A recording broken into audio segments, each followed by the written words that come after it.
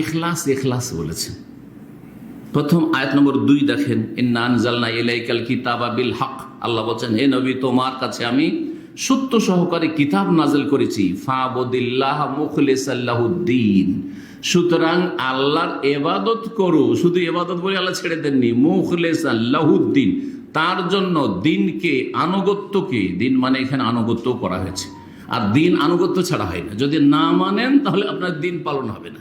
মানতে হবে কাকে? আতিউল্লাহ ও আতিউর রাসূল আগে, তারপরে উলিল আমরি মিনকুম 3 নম্বরে। সেটা আল্লাহ এবং রাসূল আনুগত্যের আওতাভুক্ত হবে। কিন্তু আল্লাহর আনুগত্যের নাম হচ্ছে দিন, রাসূলুল্লাহ সাল্লাল্লাহু আলাইহি ওয়াসাল্লামের আনুগত্যের নাম দিন হচ্ছে। সেজন্য দিন মানে হচ্ছে দানা এ দিন মানে অনুগত হয়ে যাওয়া। এখান থেকে দিন। কখনো দিন ইসলামের বাস্তবায়ন হবে না যদি আপনি না মানেন। তো মানতেই হবে আপনাকে। আমি যদি না আমার খেয়াল খুশি চলবো, তাহলে এটা দিন নয় আপনার, এটা আপনার হাওয়া, ইত্তেবাউল হাওয়া। এটা হচ্ছে ইত্তেবাই শাহওয়া, এটা হচ্ছে খাহেসাত বা কুপ্রবৃত্তির অনুসরণ। ফাবুদিল্লাহ মুখলিসাল লাহুদ্দিন। জি, এইভাবে তারপরে বলছে আলা লিল্লাহিদ দীনুল খালিস, শুনে রাখো আল্লাহর জন্য হচ্ছে নিখুঁত নির্ভেজাল দিন।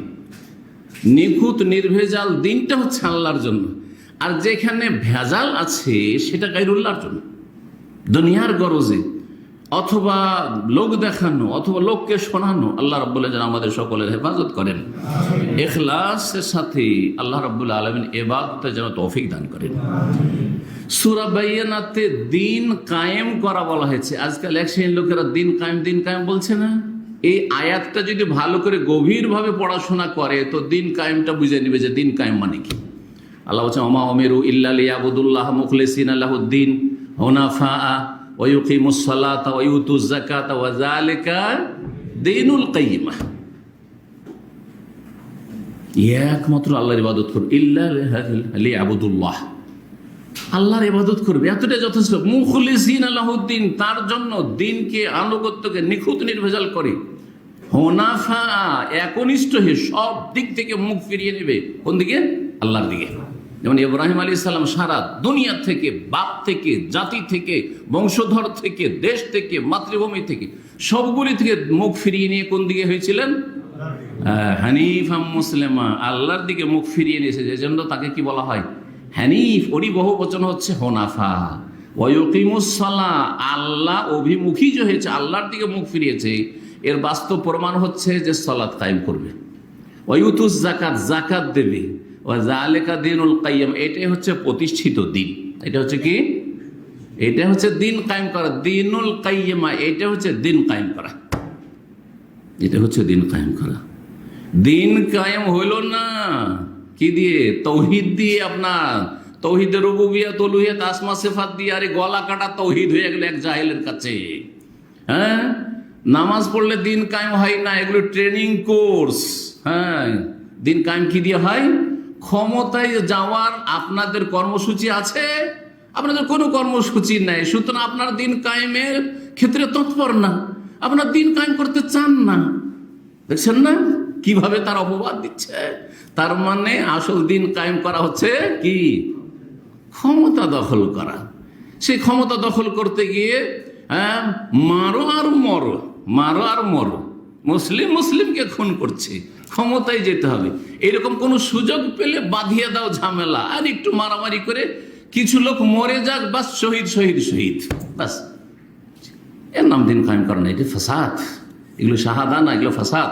জি, সম্মানিত ভাতৃমণ্ডলী, বলছিলাম আল্লাহর সাথে কিসের কথা? এহসানের কথা। এটাই লম্বা হয়ে গেল, কিন্তু এটার প্রয়োজন আছে। কেন? যেই ব্যক্তি আল্লাহর সাথে এহসান করতে পারেনি, সে আল্লাহর সৃষ্টির সাথে এহসান করতে পারবে না। আর যদি কিছুটা করে সেটা দিয়ে সফল হতে পারবে না, সেটা দিয়ে সফল হতে পারবে না। এটা এই জন্যই বললাম যে অনেক বেনামাজি ভাইয়েরা আছে, অনেক শিরক বিদাতি আকীদার ভাইয়েরা আছে, যারা বাপ মায়ের সাথে যথেষ্ট এহসান করে। এত এহসান করে যে আমার মতো অনেক ভাইয়েরা যে সহি আকীদার, তারা হয়তো বাপ মায়ের সাথে অতটা করতে পারেন না। কথা বোঝা গেছে না? কিন্তু বাপ মায়ের সাথে এহসান করে জান্নাত যাওয়া যাবে যদি আল্লাহর সাথে এহসান না করতে পারে। হ্যাঁ, আসল জায়গায় সে খারাপ আচরণ করলো। এহসান মানে সদ্ব্যবহার বললাম, সে খারাপ আচরণ করলো, সদাচরণ করলো না আল্লাহ রাব্বুল আলামিনের সাথে, সৃষ্টিকর্তার সাথে। জি হ্যাঁ, আল্লাহর সাথে তার সম্পর্ক খারাপ, তো বাপ মায়ের সাথে সম্পর্ক থেকে কোথায় জান্নাত পাওয়া যাবে? কারণ বাপ মাও যদি জান্নাতে যাওয়ার ওসিলা হয়, তো আল্লাহর সাথে এহসানের পরই সেটা ওসিলা হবে। আল্লাহর সাথে সম্পর্ক খারাপ থাকলে কোনো কাজে আসবে না দুনিয়ার অন্য অন্য এহসানের ক্ষেত্রগুলি। তো এহসানের ক্ষেত্রগুলিকে বোঝার চেষ্টা করেন, যাতে করে আমরা যেখান থেকে শুরু করা উচিত ওখান থেকে শুরু করি। সাফা থেকে আপনার সাই শুরু করতে হবে। যদি আপনি মারওয়া থেকে শুরু করেন, সারা রাত যদি সাই করেন, কোনো কাজে আসবে? কোনো কাজে আসবে না। ওই সারা রাত চক্কর লাগাইলে আপনি একটা চক্কর গণ্য করলেন না, বললেন যে আবার নতুন করে তুমি কি করো, সাফা মারওয়া সাই করো। হ্যাঁ, ওই রকমই হাজরে আসওয়াদের কাছে এসে কাবাকে বাম দিকে রেখে কি করতে হবে, চক্কর দিতে হবে। কেউ যদি রুকনে ইয়ামানি থেকে শুরু করে ওখানে করে ছাড়ে, তোর হবে? কোনো, সারা রাত তওয়াফ করেছি, এত নফল তওয়াফ করেছি, একটিও কাজে আসবে না। যেখান থেকে আল্লাহ শুরু করতে হয়েছে ওখান থেকে শুরু করতে হবে। সুতরাং এহসানটা যেন আল্লাহর সাথে প্রথম হয়। আর এই জন্য এই তিনটি দিক, আরও দিক রয়েছে, কিন্তু তিন দিক বললাম, একটা দিক বলা অত্যন্ত জরুরি। কারণ এই দিকটি আমাদের বেদাতি ভাইরা খুব বেশি বলে, কিন্তু তারা বলে শুধু মৌখিক বিষয়, কাজে করে না। সেটা হচ্ছে মাহাব্বাতুল্লাহ, আল্লাহর ভালোবাসা। আল্লাহর ভালোবাসা সবচেয়ে বেশি হইতে হবে। এতে বেদাতীদের সাথে আমাদের কোনো ইখতিলাফ নেই, কিন্তু আল্লাহর ভালোবাসার দাবিগুলি পূরণ করতে হবে, যেটা আমরা করি সহি আকীদার মানুষরা। বেদাতপন্থীরা ভালোবাসার দাবিদার মাত্র, কিন্তু ভালোবাসার বাস্তবায়ন করে না, যে ভালোবাসা কি চায়। আপনি যাকে ভালোবাসেন তার বিরোধিতা করবেন, তার শত্রুতা করবেন, তার ক্ষতি করার চেষ্টা করবেন না, তার হিতাকাঙ্ক্ষী হবেন? হ্যাঁ, তাকে যদি সে ভুল পথেও চলে পরামর্শ দেবেন যে ভাই এটা ঠিক করা উচিত, করবেন না?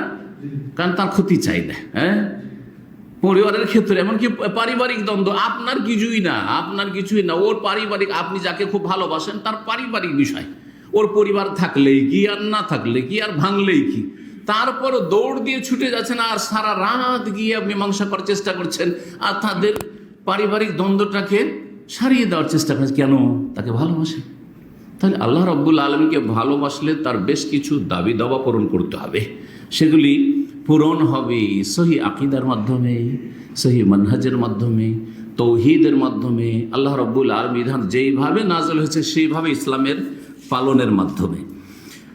সম্মানিত ভাতৃমণ্ডলী, এহসানের আরেকটা দিক না উল্লেখ করলে হয় না, সেটা আল্লাহর ভালোবাসার দিক বললাম। আর তারপরে আরেকটা হচ্ছে যে হাদিসে রয়েছে আল্লাহর সাথে এহসানের কথা, জিবরাইল আলাইহিস সালামের প্রসিদ্ধ হাদিস। জি হ্যাঁ, সেই হাদিসটি সহিহ মুসলিমের 9 নম্বর হাদিস। হাদিসের শেষ অংশ শুধু বলছি। জিবরাইল আলাইহিস সালাম এসে রাসূলুল্লাহ সাল্লাল্লাহু আলাইহি ওয়াসাল্লামকে মানুষ রূপ ধরে এসে যেন কোনো একজন সাহাবী মুসলিম প্রশ্ন করছেন, বেশ কিছু প্রশ্ন করেছেন, তাই না? 5টি প্রশ্ন ছিল। তার মধ্যে একটি প্রশ্ন ছিল কি? হ্যাঁ, এহসান সম্পর্কে, ইসলাম, ঈমান, তারপরে 3 নম্বর প্রশ্ন কি ছিল? এহসান। আখবিরনি আনিল ইহসান, ইয়া রাসূলুল্লাহ, ইহসান কি জিনিস একটু বলুন তো। তখন কি বলেছিলেন? আন তা'বুদাল্লাহ কাআন্নাকা তারাহু ফাইন লাম তাকুন তারাহু ফাইন্নাহু ইয়ারাক। আল্লাহর ইবাদত করবে এমন ভাবে যে যেন তুমি তাকে দেখছো। কাআন্নাকা তারাহু, যেন দেখছো। আল্লাহ যদি এখনই সামনে চলে আসেন, কেমন ভাবে আপনি ইবাদত বন্দি করবেন, কেমন আপনার লাইফ স্টাইলটা হবে। শুধু ইবাদত মানে নামাজের ভিতরে না, মুসলিম জীবনের পুরো জীবনটাই হচ্ছে ইবাদত। কিন্তু আল্লাহ যদি আপনার সামনে থাকেন তাহলে কেমন ইবাদত হবে আপনার, এটা বোঝার জন্য আপনার কফিল বড় এক কোম্পানির মালিক আর আপনার সামনে আর কাজ করছে না, এই কাজের কোয়ালিটি কেমন আপনারে ভালো করে বুঝতে পারছেন। ঠিক আছে? আর যখন কফিল নেই, আর কফিলের সুপারভাইজার নেই, ফোরম্যান নেই, কোনো ম্যানেজারও নেই, কেউ নেই, একাই ছেড়ে দিচ্ছে কাজ কর নাই না কর, আর আপনাকে টার্গেটও বেঁধে দেয়নি যে এই কাজটা এত ঘন্টায় শেষ করতে হবে, তোর ইচ্ছা কর নাই না কর, তখন যে আপনার কাজের কোয়ালিটি কেমন থাকে এইটা বোঝা যাবে। হ্যাঁ, ঠিক কিনা? ওখানে বোঝা যাবে যে আপনি কতটা মুখলেস, কতটা নিষ্ঠাবান আপনি এই কোম্পানির সাথে, প্রতিষ্ঠানের সাথে। তো আল্লাহ রাব্বুল আলামিনকে যেন দেখছেন আল্লাহর সামনে আর ইবাদতবন্দি করছেন, আপনার লাইফটা জিন্দেগিটা আল্লাহর সামনে, আল্লাহকে দেখতে পাচ্ছেন আপনি, কান্না যেন আপনি দেখতে পাচ্ছেন। এইরকম ভাবে যদি আপনি আপনার লাইফটা কাটাইতে পারেন, তাহলে এটা হচ্ছে ইহসানের সর্বোচ্চ স্তর। ইহসানের দুটো স্তর আছে, এটা হচ্ছে প্রথম স্তর। দ্বিতীয় স্তর, ফাইন লাম তাকুন তারাহু, যদি আল্লাহকে দেখার মতো তোমার ঈমান ওই রকম হচ্ছে না, আল্লাহকে দেখলে যে অবস্থাটা হইতো সেটা হচ্ছে না, ফাইন্নাহু, আর কমপক্ষে এতটা তুমি ইয়াকিনের সাথে ইবাদতবন্দি করো যে তিনি তোমাকে দেখছেন। যেমন আপনার কোম্পানির কফিল, সে আপনার কর্মক্ষেত্রের সাইটের সামনে নেই, অথবা কারখানায় যেখানে কাজ কাম করছেন সেখানে নেই, কিন্তু সেই ব্যক্তি ক্যামেরার সামনে বসে আছে। আর ক্যামেরার সামনে, আজকাল ক্যামেরার সামনে টিভির পর্দা নিয়ে বসা লাগে না, কিন্তু নতুন জিনিস আপনারা অনেকে জানেন, আবার অনেকে জানেন না। মোবাইলে এমন একটা সিস্টেম করা আছে যে একজন কফিল অথবা একজন বস, সে ইউরোপের কোনো দেশে বা আমেরিকাতে আছে, আর তার কাজকর্ম চলছে এখানে কোম্পানিতে, কারখানাতে বা ফ্যাক্টরিতে কাজ চলছে দাম্মামে, সে সব দেখছে। এক কোম্পানির ঘটনা, একটা গাড়ি ওখান থেকে বেরিয়ে যাচ্ছে, তারপরে সে ওখান থেকে দেখে তাড়াতাড়ি টেলিফোন করেছে যে গাড়িটা কে বের করলো দেখতো। আর একটা ঘটনা বলি, আমাদের ইসলামিক সেন্টারে মাত্র 1 বছর আগের ইসলামিক সেন্টারে, জি, যা দিয়ে বুঝতে পারবেন যে ইহসানের দ্বিতীয় স্তরটা কত গুরুত্বপূর্ণ রবের সাথে। যদি ওই রকমটা থাকে তো আপনি কেমন থাকবেন, কারণ অনেকে জানেন না ইসলামিক সেন্টারের 2 জনের কাছে কি আছে, এখানকার ক্যামেরা নেটওয়ার্ক আছে, ও মোবাইল নিয়ে যেখানেই থাক না কেন ও দেখতে পাবে কি হচ্ছে। হঠাৎ করে একদিন এই দ্বিতীয় ফ্লোরের এক টয়লেটে আগুন লেগে গেছে। সেই দিন সোমবার ছুটি ছিল, আমাদের ছুটি ছিল, ছুটির দিন, অথবা শুক্রবার ছিল, বৃহস্পতিবার শুক্রবার ছিল, যে দিনটা ওদের যারা অন্যান্য ডিপার্টমেন্টে কাজ করে দায়ী নয় তাদের ছুটি। এক কথায় ছুটির দিন ছিল, অন্ধকার হয়ে আছে। ও দেখছে যে ধোঁয়া বেরোচ্ছে, টয়লেট থেকে ধোঁয়া বেরোচ্ছে, বাসায় বসে বসে তাড়াতাড়ি টেলিফোন করছে আমাদের এখানকার এক ওয়ার্কারকে, যে তাড়াতাড়ি যায় টয়লেটে দেখ ওখান থেকে ধোঁয়া কেন বেরোচ্ছে, এসে দেখে আগুন লেগেছে। তাহলে কোনো ব্যক্তি ইসলামিক সেন্টারে চলাফেরা করলে সচেতন চলাফেরা করবে কি না? কোন একটা মাল সামান উঠিয়ে নিয়ে যাবে এখান থেকে, যাবে? কারণ ও ভালো করে জানছে যে ক্যামেরা লাগা আছে, আর ক্যামেরা লাগানো মানে শুধু টিভির সামনে যে বসে আছে সেই দেখছে নয়, আর টিভি তো রেকর্ড হচ্ছে না, ও মোবাইলও আছে রে, ও বাড়িতে বসে বসে কিন্তু দেখছে।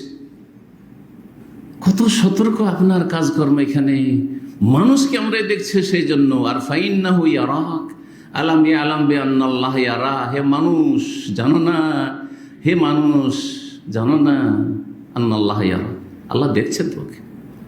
আল্লাহ শুধু সুরত দেখছেন না, বাহ্যিকটা অন্তরটাও দেখছেন। আরে মানুষ তো শুধু বডিটাই দেখে, যে হাতে কিছু নিয়ে চুরি করে যাচ্ছে নাকি, ছিনতাই করে যাচ্ছে নাকি, বা ডাকাতি করে যাচ্ছে নাকি, কোনো অপরাধ করে যাচ্ছে নাকি। আর আল্লাহ তো ভিতরটাও দেখছেন, যে ভিতরে কি নিয়ে আছো তুমি।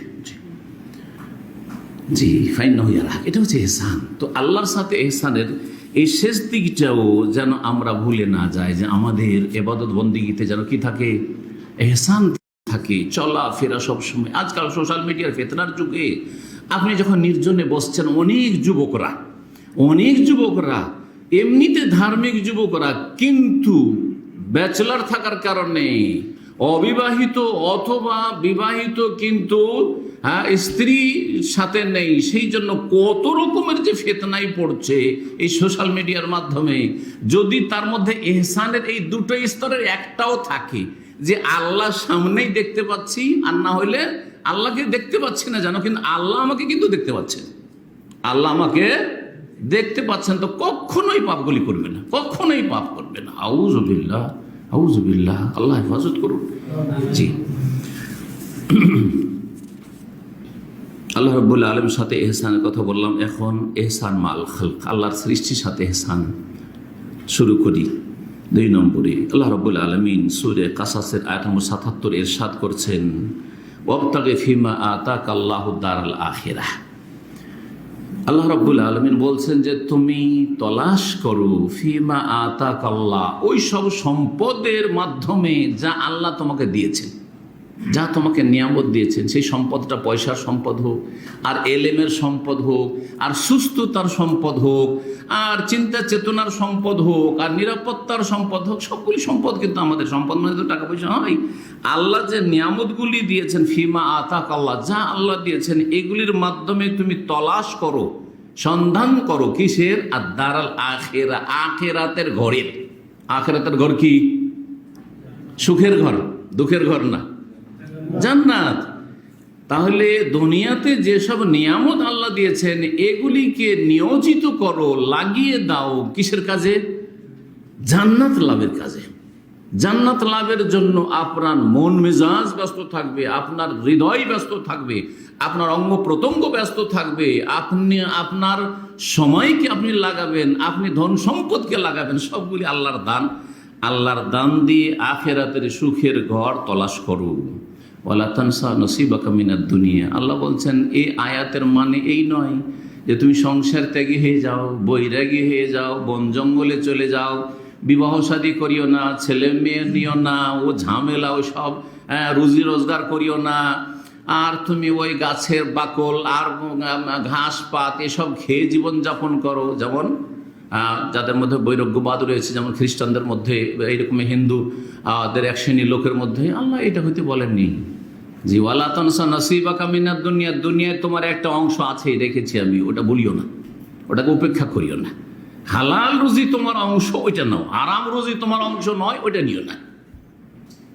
ওয়ালা তানসা নসিবাকা মিনাদ দুনিয়া। তাহলে হালাল রুজির জন্য ছোটাছুটি করা, দৌড়াদৌড়ি করা, আর চেষ্টা করা আল্লাহর হক ঠিক রাখার পরে, আল্লাহর সাথে এহসান ঠিক রাখার পরে আল্লাহর হুকুম। এবং আল্লাহ নিষেধ করছেন ঘরে বসে থাকতে, আল্লাহ নিষেধ করছেন আলসামি করতে, আল্লাহ নিষেধ করছেন ডিউটির সময় ঘুমিয়ে থাকতে, আল্লাহ নিষেধ করছেন যে অলস হতে, অপারগ হতে। ভাই আমার দ্বারা হবে না রে ভাই, আমি পারবো না রে ভাই, না না না না না, এইরকম যাবেন না কখনো। আপনার দ্বারা সব হইতে পারে, আপনার মতো আপনার চাইতে কমজোর দিয়ে অনেক কিছু হচ্ছে, শুধু আপনার দ্বারা অনেক কিছু হইতে পারে, জানেন না হয়তো, সেই জন্য ভয় করছেন। কিন্তু আপনি চেষ্টা করেন আল্লাহর প্রতি তাওয়াক্কুল করি, দিন এবং দুনিয়া দুটোইকে ঠিক করার আল্লাহ রাব্বুল আলামিন নির্দেশ দেন। এটি হচ্ছে দিন ইসলামের সৌন্দর্য। দিন ইসলাম পালন করলে দুনিয়া হারিয়ে যায় না। হ্যাঁ, দুনিয়া হারিয়ে যায় না কখনো। যেমন এক শ্রেণীর মূর্খরা মনে করে যারা দিন ধর্ম করবে ওরা মনে হয় দুনিয়া থেকে বঞ্চিত থাকবে। না না, বরং দুনিয়াতে যতটুকু অল্প স্বল্প পাবে তাতেই তাদের যে শান্তি আছে। বেদিনদের অনেক অনেক ধন সম্পদে শান্তি নেই, অনেক ভোগ বিলাসের সামগ্রীতে শান্তি নেই, অশান্তিতে ভুগছে তারা।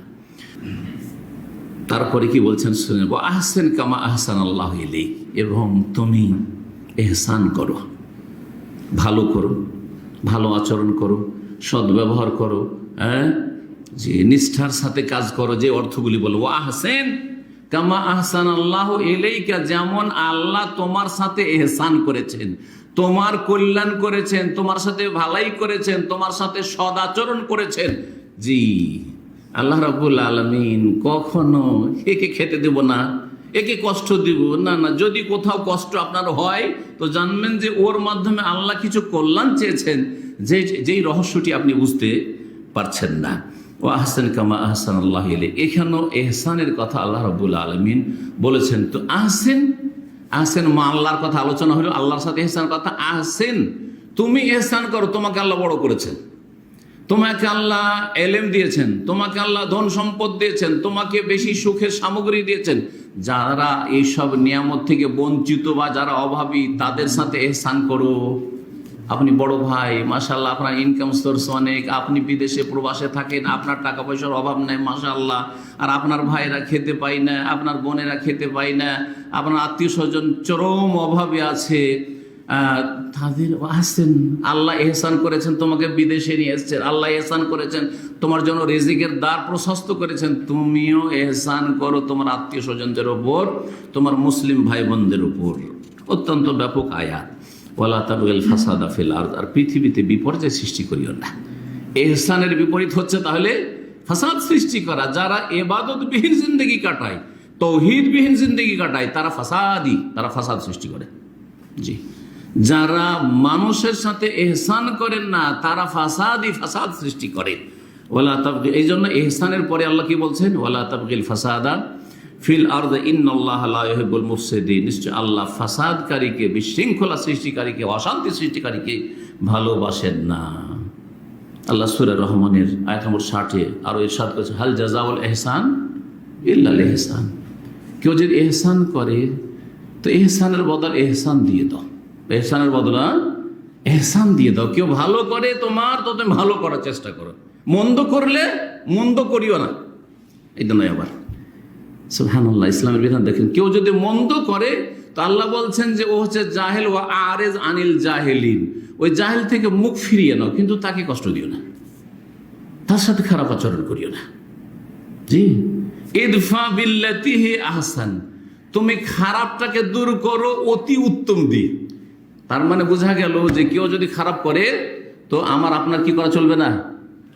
হ্যাঁ, মন্দ দিয়ে মন্দকে দূর করা চলবে না, বরং বেশি ভালো যেটা সেটা দিয়ে মন্দকে দূর করার চেষ্টা করতে হবে। এবং সেটা সম্ভব না হইলে সে অবুঝ বুঝছে না, সে জাহেল, সুতরাং আল্লাহ বলছেন খুজিল আফওয়া, জি মাফ করে দাও। ওয়া আমর বিল উরফে, ভালো কাজের নির্দেশ দাও। ওয়া আরিজ আনিল জাহেলিন, এবং যে বুঝে না, অবুঝ মূর্খ, তার থেকে মুখ ফিরিয়ে দাও, ইগনোর করো, মুখ ফিরিয়ে না, উপেক্ষা করো তাকে। তো এহসানের বদলে এহসান, আপনি যদি এহসান করেন, অত্যন্ত ব্যাপক এই আয়াতটিও, সূরা রহমানের আয়াতটার একটা দিক, শুধু সামান্য দিক বললাম, ভেঙে ভেঙে খুলে যদি বলা হয় তো সুবহানাল্লাহ অনেক কিছু শিখার রয়েছে। হাল জাযাউল এহসান, আল্লাহ আমার উপর এহসান করেছেন, সুতরাং আমি যেন এহসান করি, এটা হচ্ছে এহসানের বদলা এহসান। আপনাকে আল্লাহ মুসলিম করেছেন, আপনি কারোর সাথে এহসান করবেন না? অবশ্যই করেন। আপনাকে সহি আকীদা দিয়েছেন, সহি আকীদার দাওয়াত অন্য কাউকে দিবেন না, আপনি এহসান করেন যে আল্লাহ আপনাকে হিদায়াত নসিব করেছেন। জি, তো আল্লাহ রাব্বুল আলামিন যেমন এহসান করেছেন, এইরকমই মানুষের এহসান আছে আমাদের উপর। সুতরাং যদি আমার উপর কারো এহসান থাকে, আপনাদের উপরে কারো এহসান থাকে, তাহলে আপনিও এহসান করুন তার, এবং অন্যদের সাথে এহসান করুন, সদ্ব্যবহার করুন, খারাপ ব্যবহার করবেন না। আপনি এহসানের বদলে এহসান দেবেন। এহসানের ক্ষেত্র বলি এখন, একটি ক্ষেত্র বলতে এত সময় লেগে গেল, আর সময় শেষের দিকে। রাসূলুল্লাহ সাল্লাল্লাহু আলাইহি ওয়াসাল্লামের সাথে এহসান, 2 নম্বরে কার কথা বলবো? রাসূলুল্লাহ সাল্লাল্লাহু আলাইহি ওয়াসাল্লামের সাথে এহসান করা। আমি শুরুতে কিন্তু বলেছি সবচেয়ে বড় এহসান কার? অনুগ্রহ আল্লাহর। তারপরে কার এহসান? রাসূলুল্লাহ সাল্লাল্লাহু আলাইহি ওয়াসাল্লাম। বেদাতীরা বলে যে আরবের লোকেরা আর আহলে হাদিসরা নাকি নবীকে ভালোবাসে না। বাস্তব প্রমাণ নেই যে ভালোবাসি কি বাসি না, বাস্তব প্রমাণ নেন। জি, আল্লাহর ভালোবাসার পরে সবচেয়ে বেশি ভালোবাসা কার হবে?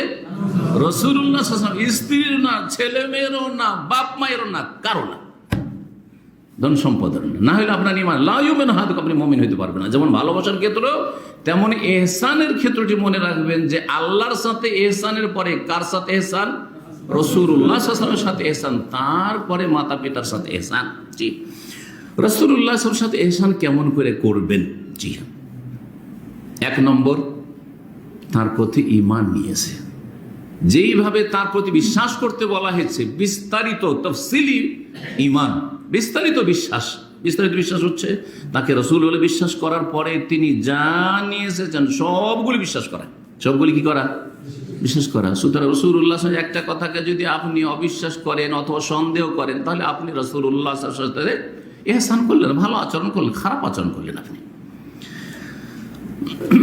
রাসূলুল্লাহ সাল্লাল্লাহু আলাইহি ওয়াসাল্লামের ক্ষেত্রে যদি মনে হয় যে এই ক্ষেত্রে তিনি সুষ্ঠু বিচারটা করেননি, সুষ্ঠু সিদ্ধান্ত দেননি, তাহলে রাসূলুল্লাহ সাল্লাল্লাহু আলাইহি ওয়াসাল্লামের সাথে ইহসান করলেন আপনি?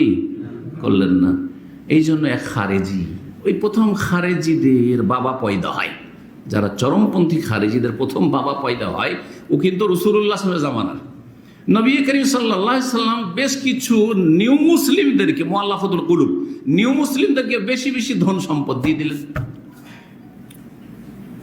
কারণ ওদের কি করতে হবে? অন্তরটাকে আকৃষ্ট করতে হবে, জয় করতে হবে।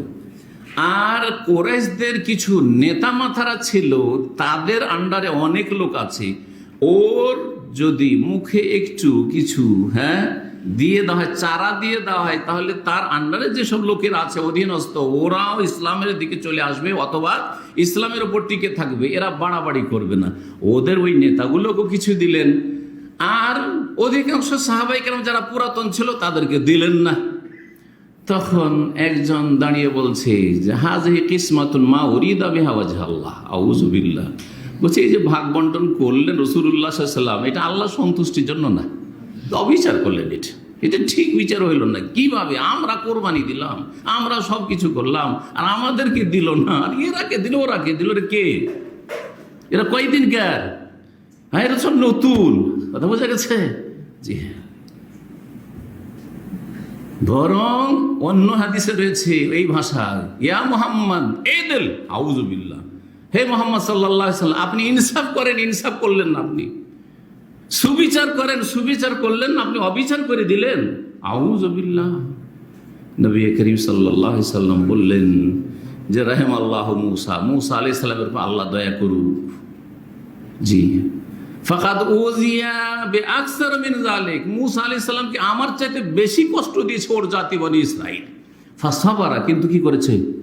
ধৈর্য ধারণ করেছে, ধৈর্য ধারণ করেছে, রিয়াকশন দেখায়নি, ধৈর্য ধারণ করেছে। ফাসাবারা, ধৈর্য ধারণ করেছে। তো কষ্ট দেবে মানুষ, কিন্তু তাতে ধৈর্য ধারণ করতে হবে। আল্লাহ যেন সবাইকে ধৈর্য ধারণের তৌফিক দান করেন। সমাজ মণ্ডলী, নবী সাল্লাল্লাহু আরো বলেছিলেন, যখন বলেছিল ইনসাফ করলে না, যে লোকটি বলেছিল, নবী করিম সাল্লাল্লাহু আলাইহি ওয়াসাল্লাম, সে ছিল যুলখায়সার ইয়ামানি ছিল ওটা। তখন নবী সাল্লাল্লাহু বলছে ইন্না মিন দিদি হাযিহি আকওয়ামুন, এই নসল থেকে, এই প্রজন্ম থেকে কিছু জাতি বেরোবে যারা কোরআন পড়বে কিন্তু হলকের নিচে নামবে না। হ্যাঁ, আর তাদের ইবাদত বড় চমৎকার হবে, ইবাদত বড় চমৎকার হবে। আর তাকিরুনা সালাতাকুম মা সালাতিহিম, ওদের নামাজ দেখলে তোমাদের নামাজকে তুচ্ছ মনে করবে, যারা এত পরেজগার। ইয়াখরুজুনা মিনাল ইসলাম, কিন্তু ইসলাম থেকে বেরিয়ে যাবে। কামা ইয়াখরুজুস সাহমু মিনার রামিয়া, যেমন তীর দ্রুত বেগে এসে শিকারের মধ্যে ঢুকে আবার এপার থেকে ওপার ফুটে বেরিয়ে চলে যায়, ওই রকম ভাবে ইসলামে ঢুকবে আর বেরিয়ে চলে যাবে। খারেজিদের কথা রাসূলুল্লাহ এইভাবে ভবিষ্যৎবাণী করেছেন এই জালেম সম্পর্কে, যে বলেছিল যে রাসূল সাল্লাল্লাহু আলাইহি ওয়াসাল্লাম ঠিক বিচার করলেন না, অবিচার করলেন, আর স্বজন প্রীতি করলেন, কাউকে দিলেন, কাউকে দিলেন না, কাউকে দূরে সরিয়ে দিচ্ছেন, কাউকে কাছে করছেন। এইরকম যারা বলেছিল তাদের সম্পর্কে নবী সাল্লাল্লাহু আলাইহি ওয়াসাল্লাম ভবিষ্যৎবাণী এটাই করেছিলেন। আল্লাহ রাব্বুল আলামিন যেন আমাদেরকে সঠিক পথে রাখেন এবং দ্বীনের উপর অটলতা দান করেন। রাসূলুল্লাহ সাল্লাল্লাহু আলাইহি ওয়াসাল্লাম ইহসানের কথা ঈমানের মাধ্যমে হইতে হবে। যা কিছু তিনি নিয়েছেন তা বিশ্বাস করতে হবে, সন্দেহ করলে হবে না। এমন নয় আজকালকার কিছু স্কলার, বিদাতি স্কলার পয়দা হয়েছে যে ইমাম মেহেদির ঘটনা হচ্ছে উপন্যাস।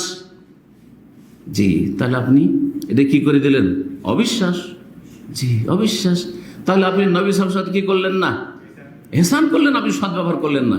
এর বিপরীত আরেক দল আবার এই কয়েক বছর থেকে খুব একবারে তৎপর, তারা হচ্ছে ইমাম মেহেদিকে তাড়াতাড়ি করে টেনে নিয়ে আসবো, আসবে না, বলছে 2019-এই চলে আসবে, শেষ হইতে যাচ্ছে। 2019-এ যখন শেষ হতে যাচ্ছে তখন এখন বলছে যে আরে 19-এ না হলে 20-এ তো আসবেই। কথা বুঝতে পারছেন না? এরাও গুমরা, যারা বলছে 2019 আর 20-এ ইমাম মেহেদি চলে আসবে। জানলো কি করে? আত্তালাল গায়বা, গায়বকে কি উকি মেরে দেখেছে? আল্লাহ বলছেন আমি তাখাযা ইনদার রহমান আহাদা, নাকি আল্লাহ তার সাথে কোন একটা চুক্তি করেছে, এত তারিখে পাঠাবো, তোমরাকে জানিয়েছি আর কাউকে জানাইনি। হ্যাঁ, এটাও যেমন গুমরাহি, তেমন আর এক গুমরাহি হচ্ছে যে ইমাম মেহেদির কিসসা হচ্ছে আফসানা, মানে উপন্যাস। জি, নামগুলি বলবো না, কিন্তু আল্লাহ যেন এইসব গুমরাহি থেকে হেফাজতে রাখেন। তো রাসূলুল্লাহ যা নিয়েছেন বিশ্বাস করতে হবে। জি, উদাহরণ দেওয়ার সময় নেই। রাসূলুল্লাহ সাল্লাল্লাহু আলাইহি ওয়াসাল্লামের সাথে ইহসানের তৃতীয় দিক হচ্ছে ইমতিসালু আওয়ামিরি, যা হুকুম করেছেন তা শির নত করে মেনে নিতে হবে। উটের গোশত খেলে কি করতে হবে? ওযু করতে হবে। নবী সাল্লাল্লাহু আলাইহি ওয়াসাল্লাম বলেছে তাওয়াজ্জাউ মিন লুহুমিল ইবলি, আমাদের দেশে কিছু মাযহাবধারী আছে, এটা আবার কেমন কথা হইল? হ্যাঁ, গরু খাবো, খাসি খাবো, উযু করতে হবে না, মাছ খাবো, উযু করতে হবে না, আর আবার উটের গোশত খেলে উযু করতে হবে। আউযু বিল্লাহ, মানল না সে। তাহলে নবী সাল্লাল্লাহু আলাইহি ওয়াসাল্লামকে ইনডাইরেক্ট যেন বলছে সেই ব্যক্তি, সামনে থাকলে তো এটা সামনেই বলা জানো যে ইয়া রাসূলুল্লাহ, এই কোন যুক্তির কথা হইলো যে উটের গোশত খেলে উযু করতে হবে আর এগুলো খেলে উযু করতে হবে না? তাহলে এটা আদব হলো না বেয়াদবি? হ্যাঁ, তারপরেও তারা বেশি রসুলের সাথে মহব্বত করে আশেকে রসুল। জি, তো মুখে শুধু আশেকের রসুল হইলে হবে না। সম্মানিত ভাতৃমণ্ডলী, নবী সাল্লাল্লাহু আলাইহি ওয়াসাল্লামের আদেশগুলি যেমন মেনে নিতে হবে শির নত করে, তেমন নিষিদ্ধ কথা কাজকে শির নত করে মেনে নিতে হবে। সুতরাং নবী সাল্লাল্লাহু আলাইহি ওয়াসাল্লাম বলছেন টাকনার নিচে কাপড় গেলে জাহান্নামে, সুতরাং কি করতে হবে? শির নত করে মেনে নিতে হবে। আমার কাপড় টাকনার নিচে নামতেই পারে না, আমাকে ভদ্র বলুক আর অভদ্র বলুক, শিক্ষিত বলুক আর মূর্খ বলুক, আমাকে যা যা যে বলবে বলুক, কিন্তু আমি জাহান্নাম থেকে বাঁচবো আর নবী সাল্লাল্লাহু আলাইহি ওয়াসাল্লামের নাফরমানি বিরুদ্ধাচরণ করবো না। নবী সাল্লাল্লাহু আলাইহি ওয়াসাল্লাম বলেছেন যে তোমরা দাড়ি মুন্ডন করিও না, মুশরিকদের মতো হয়ে যেও না, হিন্দু আর অগ্নি পূজকদের মতো হয়ে যেও না। সুতরাং কে দাঁড়িয়ে রাখলে কি বলবে আর না বলবে ওইটা আমার দেখার বিষয় নয়। আমি দাঁড়িয়ে রেখে মুসলিম বলে পরিচয় দেবো, আমাকে দেখলে যেন চেনা যায় যে আমি একজন মুসলিম। ওয়াকালা ইন্নানি মিনাল মুসলিমিন, আল্লাহ বলছেন যে বলবে একজন মুসলিম গৌরবের সাথে আমি মুসলিম। দাড়ি মুখে যদি দাঁড়িয়ে থাকে, চেহারায় দাঁড়িয়ে থাকে আর টাকনার উপর কাপড় থাকে, এই দুটো আলামত দেখে আজকাল অবশ্যই চেনা যাবে যে মুসলিম।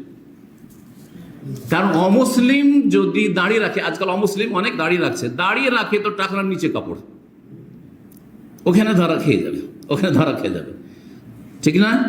আর টাকনার ওপরে যদি হাফ প্যান্ট পরে থাকে তো এইদিকে দাঁড়িয়ে নেই, তো ওটা দিয়েও চেনা যাচ্ছে। হ্যাঁ, তাহলে বোঝা গেল যে এই দুটো বিষয় আজকাল অবহেলার বিষয় নয়। ইসলামপন্থী, ইসলাম কায়েম করবেন সারা পৃথিবীতে, গদিতে গিয়ে ক্ষমতায়, আদালতে, রাষ্ট্রীয় ক্ষমতা ইসলাম কায়েম করবেন আপনি, আর আপনার টাকনার উপরে কাপড়টা উঠাইতে পারলেন না, আপনি কুপ্রবৃত্তির অনুসারী হয়ে থেকে গেলেন, আপনি মনের পূজারী হয়ে থেকে গেলেন, মুখের দাড়িটা লম্বা করতে পারলেন না আপনি, আর আপনি বলছেন যে আমি একবারে রাসূলুল্লাহ সাল্লাল্লাহু আলাইহি ওয়াসাল্লামের হিতাকাঙ্ক্ষী আর আমরা এই রাস্তায় শহীদ হয়ে যাবো, এইভাবে শহীদ হয়ে যায় না। সম্মানিত ভাতৃমণ্ডলী, 4 নম্বর যে বিষয়টি সেটা হচ্ছে রাসূলুল্লাহ সাল্লাল্লাহু আলাইহি ওয়াসাল্লামকে ভালোবাসতে হবে আর সম্মানও করতে হবে। রাসূলকে কি করতে হবে? ভালোবাসতে হবে, সম্মান করতে হবে। এখন নবী আমাদের সামনে মজুদ নন, হ্যাঁ, নবী সাল্লাল্লাহু আলাইহি ওয়াসাল্লামকে কেমন করে ভালোবাসবো? অন্তরের একটা ভালোবাসা তা আছে। নবী সাল্লাল্লাহু সম্মান কি করে করবো? যিনি অনুপস্থিত তাকে কেমন করে সম্মান করা যায়? তার নিয়ে আসা বিধানকে সম্মান করে, একটা হাদিসকে সম্মান করবো। রাফুল ইয়াদাইন নবী করেছেন, সুতরাং এটাকে আমি সবচেয়ে বেশি সম্মান করি। যেমন তোমার বিষয় নয় আমার কাছে, এটা ছোট বিষয় নয়। সুন্নাত হলে কার সুন্নাত? রাসূলুল্লাহ সাল্লাল্লাহু আলাইহি ওয়াসাল্লামের সুন্নাত। এইভাবে আমরা বিষয়গুলিকে নেওয়ার চেষ্টা করব। 5 নম্বর যে বিষয়টি সেটা হচ্ছে রাসূলুল্লাহ সাল্লাল্লাহু আলাইহি ওয়াসাল্লামের উপর বেশি বেশি দরুদ ও সালাম পেশ করব, সালাত ও সালাম। জি, আল্লাহুম্মা সাল্লি আলা মুহাম্মদ। বেশি যদি না বলতে পারি কি বলবেন? আল্লাহুম্মা সাল্লি আলা মুহাম্মদ। আর যে দুরুদ ইব্রাহিম, মাঝে মাঝে দুরুদ ইব্রাহিম পড়বেন, আর সবসময় দুরুদ ইব্রাহিম পড়তে হবে জরুরি নয়। নবী করিম সাল্লাল্লাহু আলাইহি ওয়াসাল্লামের নাম আসলে কি বলবেন? সাল্লাল্লাহু আলাইহি ওয়াসাল্লাম। আমাদের সহিহ আকীদারও কিছু বক্তা আছে, অধিকাংশ বক্তা একবার বলার পরে, যদিও সেটা ফরজ ওয়াজিব নয়, একবার মজলিসে বলা ওয়াজিব, বাকিগুলো হচ্ছে সুন্নাত মুস্তাহাব, কিন্তু একবার দুরুদ পড়লে, হ্যাঁ, একবার যদি সালাত পেশ করে তাহলে কি হবে? 10 গুণ রহমত বা 10 বার আল্লাহর রহমত নামবে। তাহলে 10 গুণ রহমত থেকে আপনি বঞ্চিত থাকছেন কেন আর করছেন কেন? সাল্লাল্লাহু আলাইহি ওয়াসাল্লাম বলতে কয় সেকেন্ড লাগে? সাল্লাল্লাহু আলাইহি ওয়াসাল্লাম, শুধু সাল্লাল্লাহু আলাইহি ওয়াসাল্লাম বলতে 1 সেকেন্ডের ব্যাপার আছে। নবী করিম সাল্লাল্লাহু আলাইহি ওয়াসাল্লাম বলতে দেরি লাগে?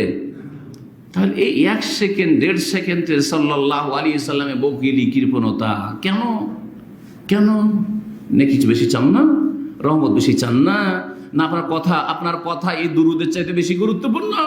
সাল্লাল্লাহু আলাইহি ওয়াসাল্লাম। আর বিশেষ করে যেই সময়গুলিতে, যেই স্থানগুলিতে, যেই ক্ষেত্রগুলিতে দুরুদ পড়া শরীয়ত সম্মত হাদিসে রয়েছে, সেগুলির উপর আরো বেশি গুরুত্ব দেওয়া।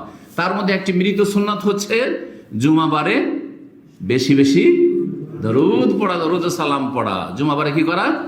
দরুদ সালাম বেশি বেশি পড়া। যে জুমাবার কখন থেকে শুরু হয়? হ্যাঁ, এই যে শুরু হয়েছে আজকে শুক্রবারের রাত, এটা কিন্তু রাত আগে। এই যে আজকে সূর্য ডুবেছে তখন থেকে শুরু করে বৃহস্পতিবারের দিন গিয়ে সূর্য ডুবলো, তখন থেকে শুরু করে শুক্রবারের জুমা পড়লেন, জুমার পরে যে সময়গুলি একবারে মাগরিবের যেমন আল্লাহু আকবার আজান হইল, তেমনি জুমাবার কি হয়ে গেল? শেষ হয়ে গেল। আগে রাত আর পরে দিন, এই 24 ঘন্টা আপনি কি করবেন? বেশি বেশি ফাকসিরু আলাইয়া মিনাস সালাতি ফি, বেশি বেশি আমার ওপর সালাত পেশ করবে। ওলামারা বলেছেন যে বেশি বেশি সালাত, নবী সাল্লাল্লাহু আলাইহি ওয়াসাল্লামের নাম আসলে তো সাল্লাল্লাহু আলাইহি ওয়াসাল্লাম বললেন, আর মাঝে মধ্যে দুরূদ ইব্রাহিমি পড়লেন, সবসময় দুরূদ ইব্রাহিমি না। আল্লাহুম্মা সাল্লি আলা মুহাম্মদ, কি বললেন? আল্লাহুম্মা সাল্লি আলা মুহাম্মদ, আল্লাহ মুহাম্মদ সাল্লাল্লাহু আলাইহি ওয়াসাল্লামের উপর সালাত নাজিল করো, রহমত বর্ষণ করো। বা সালাতের অর্থ হচ্ছে তোমার মালায়েকা মুকাররাবিন, আরশের চারিদিকে অসংখ্য মালায়েকা ফেরেশতা, তাদের সামনে তার আলোচনা করো, হ্যাঁ, তার কথা আলোচনা করো, তার নাম উল্লেখ করো। সুবহানাল্লাহ, বিশাল দরবার লেগে আছে, আর সেই দরবারে যদি আপনার নামটা আলোচিত হয় তো আপনি কত গৌরব করবেন, চিন্তা করুন তো দেখি। রাষ্ট্রপতি ভবনে রাষ্ট্রপতির সামনে রাষ্ট্রপতি নিজেই আলোচনা করছে, অন্যরা না, রাষ্ট্রপতি নিজে আপনার নাম বলছে যে দাম্মামে এক লোক আছে, সে এইরকম। তাহলে সুবহানাল্লাহ, আপনি পৃথিবীতে যে কত হাইলাইট হবেন, আর আপনার নামটা যে কত ছড়িয়ে পড়বে, আর আপনি শুনলে যে আপনার ভিতরের অবস্থাটা কি হবে, এটা মানুষ, অথচ সেও 3.5 হাতের আপনার মতো মানুষ। তাহলে রব্বুল আলামিন সে 7 আসমানের উপর, আরশে আজিমে, কুরসিতে, সেখানে মালায়েকা মুকাররাবিন যারা রয়েছেন, মালাউল আলা, জি মালাউল আলা তাদেরকে বলা হয়েছে, সেখানে নবী করিম সাল্লাল্লাহু আলাইহি ওয়াসাল্লামের কথা আলোচনা হয়। এটা হচ্ছে কিসের মানে? সলাতের মানে। সলাতের দুটো তাফসীর আছে, একটা হচ্ছে রহমত, আর একটা হচ্ছে আল্লাহর ফেরেশতাদের সামনে আল্লাহর আলোচনা করা। আর আলোচনা মানে ভালো আলোচনা, ভালো আলোচনা, আমার নবী এইরকম, আমার নবী এইরকম, আমার নবী এই, জি হ্যাঁ, ইত্যাদি ইত্যাদি। আল্লাহ ভালো জানে, আল্লাহ আরও কি বলতে থাকেন আল্লাহ ভালো জানেন। এটা উদাহরণ দিয়ে বুঝাইলাম। এটা প্রখ্যাত তাবেঈ ইমাম আবুল আলিয়া রহমতুল্লাহ আলাইহি তাফসীর করেছেন, আর এই তাফসীরটি সহিহ বুখারীতে আছে।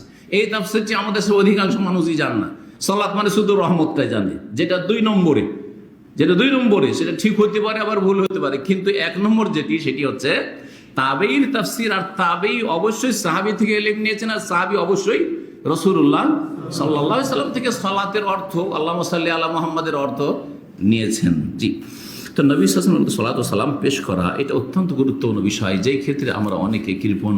আর বেদাতীদের মাহফিলের কথা তো জানেন, বেদাতী দুরূদ পড়বে, কিন্তু নবীর নাম আসলে হুজুরে পাক বলেছেন, হ্যাঁ, ইত্যাদি ইত্যাদি।